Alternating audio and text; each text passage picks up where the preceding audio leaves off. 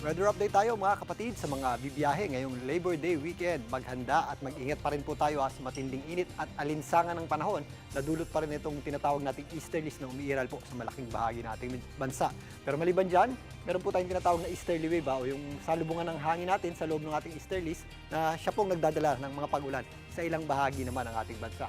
Dahil po dyan sa ating easterly wave, meron po tayong mas mataas na tsansa ng pag-ulan at posibleng thunderstorms sa ilang bahagi ng Eastern Visayas, kasama na po dyan ang Caraga Region, maging dito po sa Siargao Islands, ilang bahagi ng Davao Oriental at maging dito sa ilang bahagi ng Northern Mindanao. Pero sa pangkalahatan po, ang malaking bahagi ng ating bansa, kung wala po tayong nararanasang pag-ulan, ay makararanas pa rin po ng matinding init at alinsangan ng panahon. Sa katunayan, yung ating pinakamatataas na heat index ngayong araw na ito ay umabot hanggang 44 degrees Celsius muli. Diyan po sa may Western Visayas, sa may Iloilo, ganun din po sa area ng Dumangas, ganun din po sa areas ng Bicol Region, diyan po sa may Virac, Catanduanes, na umabot pa nga sa hanggang 44 degrees Celsius yung ating heat index.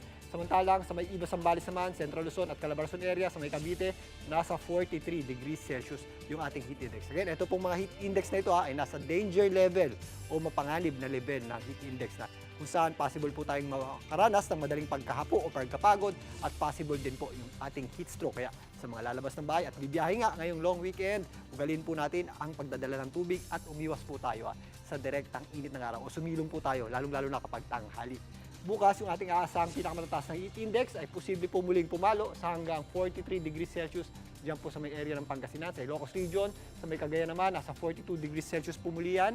Ganun din po sa Iba, Zambales, Coron, Palawan at Iloilo na papalo nga sa hanggang 42 degrees Celsius yung ating heat index. Sa Metro Manila, magpapatuloy pa rin po yung ating mainit at maalinsangang panahon at yung ating heat index ay naglalaro sa 39 hanggang 40 degrees Celsius. So doble ingat pa rin po tayo mga kapatid. Magiging mainit pa rin po sa tanghali, pagsapit ng hapon, bahagyang nagiging maulap yung ating panahon at napakababa rin po ng ating tsansa ng pag-ulan. At halos buong araw at kahit sa magdamag, medyo maalinsangan po yung ating panahon. So maghanda at mag-ingat pa rin po tayo dyan mga kapatid.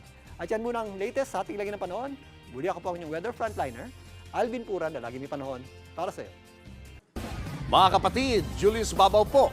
Para sa komprehensibo at makabuluhang balitaan at talakayan, mag-follow at mag-subscribe na sa social media pages ng News 5.